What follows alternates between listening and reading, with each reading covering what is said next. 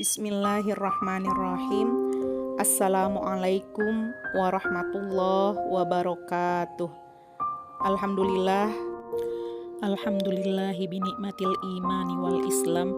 Asyhadu an la ilaha illallah wahdahu la syarikalah wa asyhadu anna muhammadan abduhu wa rasuluhu la nabiyya ba'dah.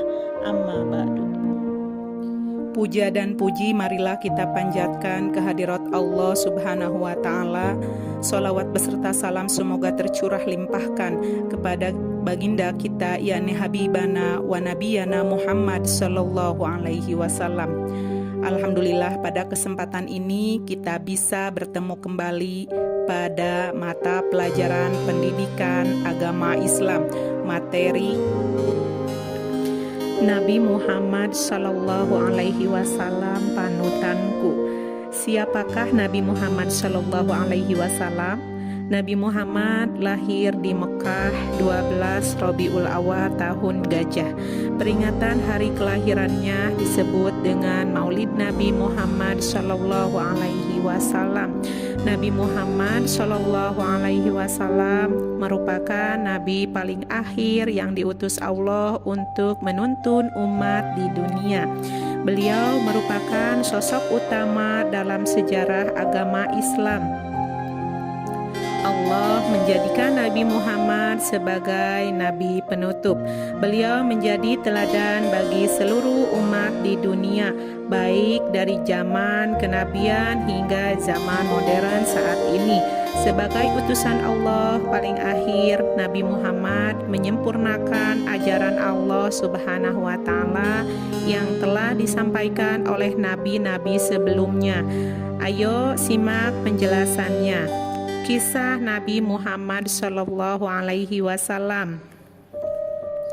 Nabi Muhammad Sallallahu Alaihi Wasallam dilahirkan di kota Mekah pada tanggal 12 Rabiul Awal atau bertepatan dengan 20 April 571 Masehi.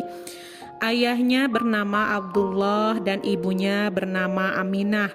Nabi Muhammad dilahirkan di rumah kakeknya Abdul Muthalib, tempat yang kini tak jauh dari Masjidil Haram.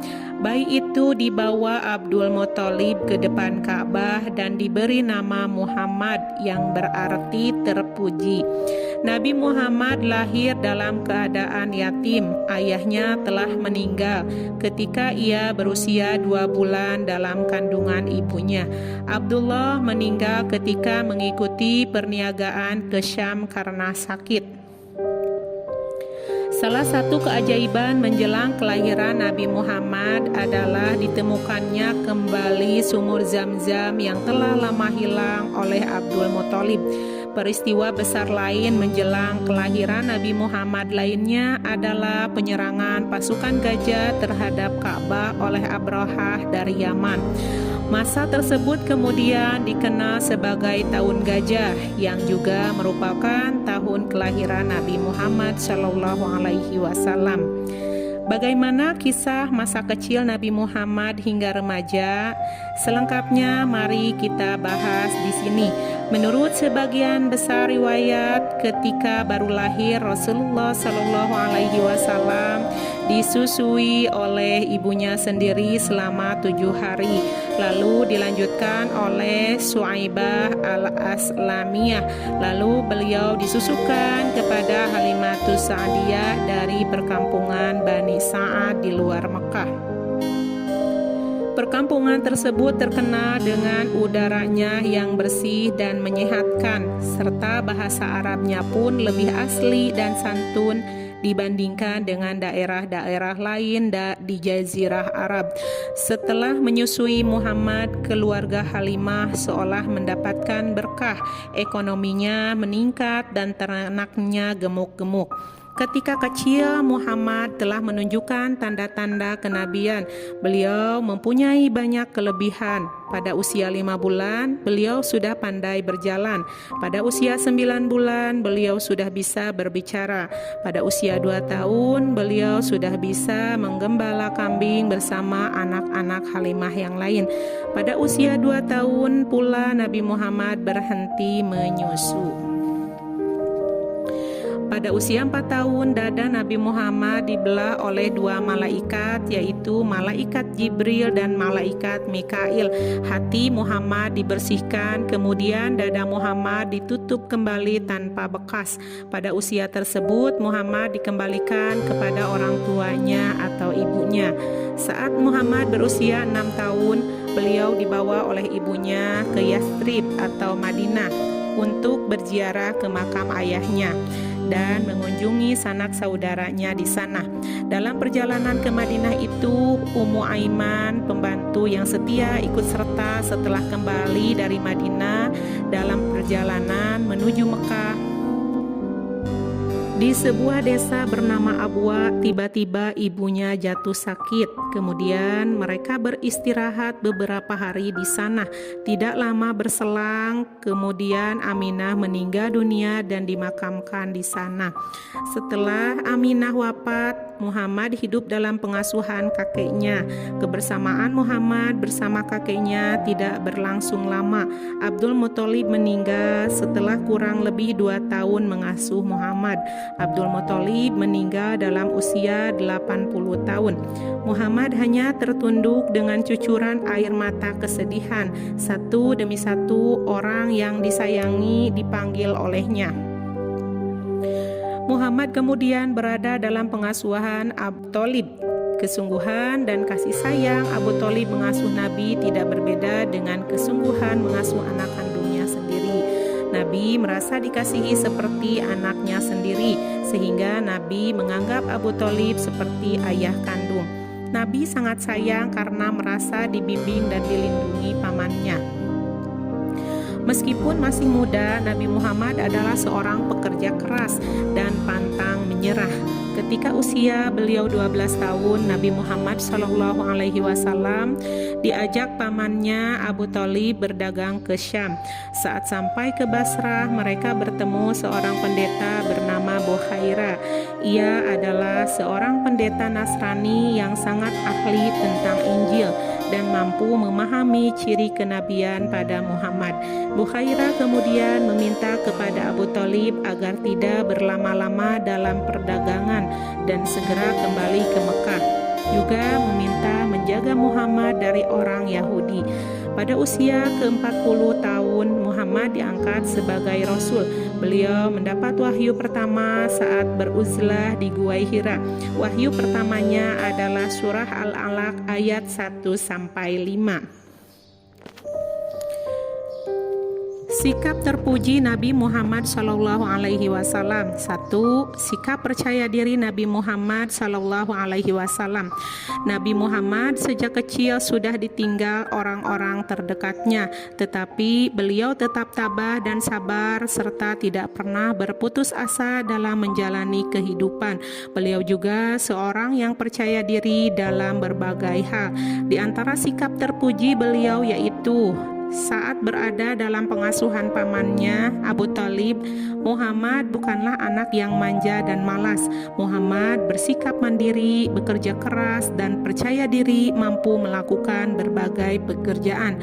Nabi Muhammad SAW sejak kecil adalah pribadi yang jujur. Sifat ini beliau terapkan dalam berbagai keadaan, misalnya saat berdagang. Jika ada cacat dalam barang dagangannya, beliau memberitahukan kepada konsumen agar mereka tidak merasa dirugikan. Begitu juga barang yang murah tidak beliau jual dengan harga mahal. Cara berdagang seperti ini tidak merugikan beliau. Justru orang-orang tertarik dengan cara berdagang Nabi Muhammad sehingga dagangan beliau menjadi laris. Karena sifat jujur dan dapat dipercaya, Nabi Muhammad diberi gelar Al-Amin, artinya orang yang dapat dipercaya. Muhammad diangkat sebagai Rasul saat berusia 40 tahun. Beliau mendapat wahyu pertama saat beruzlah di Gua Hira. Wahyu pertamanya adalah surah Al-Alaq ayat 1-5. Dengan diangkatnya menjadi Rasul, maka tugas beliau adalah menyampaikan ajaran Allah Subhanahu wa Ta'ala kepada umatnya. Dalam hal ini adalah kaum Quraisy. Di antara ajaran beliau adalah tauhid Allah Subhanahu wa taala, yaitu ajaran tidak ada zat yang pantas untuk disembah kecuali Allah dan larangan menyekutukan dengan yang lain seperti patung dan berhala.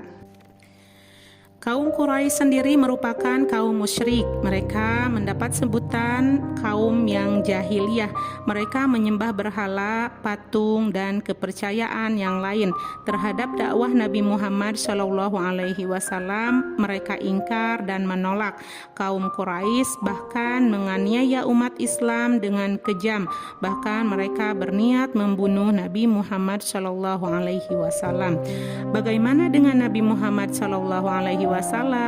Penolakan dakwah kaum Quraisy tidak menjadikan dakwah beliau berhenti. Nabi SAW tetap sabar, yakin, dan percaya diri bahwa dakwahnya akan diterima. Dengan iman yang kuat, Nabi SAW selalu yakin pada kemampuan dirinya dalam melakukan tugas kerasulan. Nabi Muhammad SAW menyuruh umat Islam untuk selalu percaya diri. Orang yang percaya diri menghargai kemampuan diri sendiri. Apa yang dimaksud dengan percaya diri? Percaya diri adalah keyakinan terhadap kemampuan yang dimiliki oleh dirinya sendiri. Percaya diri bukan berarti sombong. Orang yang percaya diri meyakini bahwa setiap orang memiliki kelebihan dan kekurangan, sedangkan sombong beranggapan bahwa hanya dirinya yang paling mampu. Jadi, sikap percaya diri sangat menghargai orang lain. Sebagai seorang siswa, kalian tentunya juga harus memiliki sifat percaya diri. Jika ada pelajaran yang tidak dimengerti, jangan malu untuk bertanya. Jika ada PR, dikerjakan sendiri saat sedang ujian, tidak menyontek buku atau pekerjaan teman. Siswa yang percaya diri pun akan sopan kepada temannya. Apa saja manfaat percaya diri? 1. Memiliki jiwa yang tenang dan kuat. 2. Memiliki jiwa mandiri. 3. Selalu berpikiran positif. 4. Selalu siap menghadapi masalah. 5. Tidak menyusahkan orang lain. 6. Dipercaya dan disenangi oleh orang lain. Bagaimana menjadi anak yang percaya diri? Agar memiliki sikap dan mental percaya diri, Islam telah menunjukkan beberapa caranya, diantaranya sebagai berikut. 1. Bertawakal kepada Allah Subhanahu wa Ta'ala. Jika seseorang akan mengerjakan sesuatu, maka hendaknya bertawakal kepada Allah Subhanahu wa Ta'ala. Sebelum melakukannya, insya Allah Subhanahu wa Ta'ala akan menolong. Allah Subhanahu wa Ta'ala berfirman dalam surah Al-Imran ayat 159, yang artinya, kemudian apabila engkau telah membulatkan tekad, maka bertawakallah kepada Allah.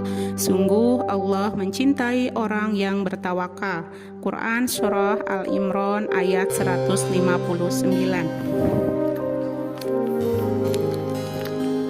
Jika engkau telah berniat, maka bertawakallah kepada Allah. Bertawakal artinya menyerahkan keberhasilan pekerjaan yang sedang kita lakukan kepada Allah Subhanahu wa Ta'ala. Dengan bertawakal, Allah Subhanahu wa Ta'ala akan menolong kita. Akan lebih sempurna bila mana setiap kali kita hendak mengerjakan sesuatu, membaca basmalah terlebih dahulu, lalu bertawakal kepada Allah Subhanahu wa Ta'ala. 2. Tidak ragu-ragu. Rasulullah SAW bersabda, tinggalkanlah keraguan yang meliputimu dan ambil pekerjaan yang kamu tidak diliputi keraguan. Hadis riwayat Tabrani. Hadis di atas menganjurkan agar kita selalu mengerjakan segala sesuatu dengan sungguh-sungguh tanpa ragu. Salah satu cara agar kita tidak ragu adalah mengenali sebelum mengerjakan apakah kita benar-benar mampu ataukah tidak. 3. Tidak malu mengerjakan kebaikan. Ada kalanya sebelum mengerjakan sesuatu kita dihantui oleh perasaan ragu-ragu dan malu, sehingga tanpa kita sadari waktu yang tersedia habis oleh perasaan ragu-ragu dan malu itu. Lakukanlah perbuatan baik dengan niat mengharapkan ridho Allah Subhanahu wa Ta'ala. Misalnya, jika ada peminta-minta, kalian bisa bersedekah semampu kalian. Jangan malu dan ragu, yakinlah setiap kebaikan akan mendapatkan balasan baik dari Allah Subhanahu wa Ta'ala. Sikap mandiri Nabi Muhammad SAW. Kalian tentu masih ingat bagaimana kehidupan masa kecil Nabi Muhammad SAW, bukan? Nabi Muhammad SAW sejak kecil bersikap mandiri. Beliau merupakan seorang pekerja keras. Meskipun beliau sangat disayang oleh pamannya yang bernama Abu Thalib, beliau tidak sekalipun bermalas-malasan. Sebaliknya, beliau rajin membantu pamannya mengembala kambing dan berdagang. Menggembala kambing di gurun pasir merupakan pekerjaan yang tidak ringan. Panas yang terik, tanah yang berbatu, dan ikut panas akibat sengatan matahari menjadi penghalang utama pekerjaan pengembala. Terlebih lagi rerumputan yang jarang ditemui sehingga mengharuskan si pengembala mengarahkan kambingnya ke tempat yang agak jauh dari tempat asalnya. Demikian pula dengan berdagang. Pada usia 12 tahun, Nabi Muhammad diajak oleh Abu Thalib melakukan perjalanan dagang ke Syam. Perjalanan ke negeri Syam bukanlah hal yang mudah. Jarak yang sangat jauh itu harus ditempuh dalam 1 bulan perjalanan. Pulang dan pergi menjadi 2 bulan. Dengan kondisi demikian, rupa dan tantangan perjalanan yang sangat luar biasa beratnya diperlukan mental yang kuat dan tekad yang teguh. Sikap mandiri beliau dibawa hingga dewasa, termasuk saat membawa dagangan Khadijah ke Syam. Sebagai seorang Rasul yang tugasnya memimpin umat, Nabi SAW semestinya tidak akan sulit untuk meminta bantuan para umat memenuhi apa yang menjadi kebutuhannya, karena umat akan senantiasa patuh dan taat pada pimpinannya. Namun berbeda dengan apa yang dilakukan Rasulullah SAW. Rasulullah tidak pernah menggantungkan hidupnya kepada orang lain, baik itu keluarga, kerabat, sahabat, bahkan umat. Apakah yang dimaksud dengan sikap mandiri? Mandiri artinya melakukan sesuatu sendiri tanpa meminta bantuan orang lain. Semua yang menjadi tugas dan tanggung jawabnya dilakukan sendiri dengan penuh tanggung jawab. Dengan kata lain, apabila kita suka menyusahkan orang di sekitar kita, bermanja-manja kepada orang tua, tidak mau membantu orang tua, tidak ikut merapikan tempat tidur setiap pagi, suka menyuruh pembantu, sering meminta bantuan orang lain padahal kita mampu melakukannya, maka itulah tanda-tanda kita tidak mandiri. Mandiri adalah kebalikan dari sifat manja atau bergantung. Bergantung artinya sikap selalu mengandalkan orang lain dan tidak percaya akan kemampuan dirinya. Misalnya anak yang suka menyontek ketika ulangan, berarti ia selalu bergantung kepada orang lain karena tidak percaya dengan kemampuan dirinya. Beberapa contoh sikap mandiri yang bisa kita terapkan di dalam kehidupan sehari-hari diantaranya: 1. Mandiri di rumah. A. Bangun pagi tanpa harus dibangunkan. B. Membersihkan tempat tidur tanpa harus diperintah. C. Menyiapkan keperluan sekolah sendiri, bahkan sarapan tidak harus selalu disiapkan. D. Berangkat sekolah sendiri jika memang rumah dan sekolah tidak terlalu jauh dan situasi sekitar aman. E. Pamit kepada orang tua sebelum berangkat sekolah tanpa harus diingatkan terlebih dahulu. 2. Mandiri di sekolah. A. Menyiapkan materi pelajaran tanpa harus diminta guru. B. Mengerjakan tugas tanpa disuruh berulang-ulang. C. Mengerjakan ujian sendiri, tidak menyontek. D. Tidak malu untuk bertanya jika belum paham tanpa harus diminta. E. Tidak menggantungkan diri pada teman yang lebih dari kita. Nah, hanya itu yang bisa disampaikan pada kesempatan kali ini. Semoga bermanfaat untuk kita semua. Ditutup dengan doa kafaroh majlis. Bismillahirrahmanirrahim. Subhanaka Allahumma wa bihamdika asyhadu an la ilaha illa anta astaghfiruka wa atubu ilaik. Rabbana atina fid dunya hasanah wa fil akhirati hasanah wa qina azabannar.